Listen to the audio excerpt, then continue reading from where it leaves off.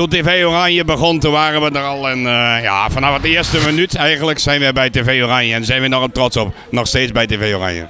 Had je 10 jaar geleden ook al een clipje? Ja hoor, 10 jaar geleden al met veel clips in Oostenrijk opgenomen. Dus ja, en die waren ook gelijk bij TV Oranje te zien.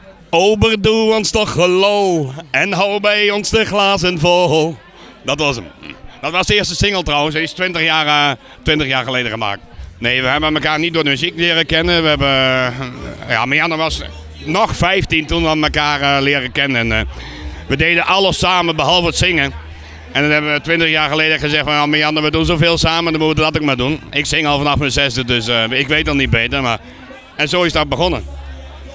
Geen spijt van? Nee hoor, zeker niet. Het is hartstikke leuk en mensen vermaken. Je doet er heel veel plezier mee, dus grandioos. We hebben net een nieuw album uit, dus het gaat hartstikke goed met ons. En we zijn nu weer bezig met een nieuwe DVD. Die gaat absoluut naar TV Oranje toe, want TV Oranje en Radio NL, dat is voor ons alles.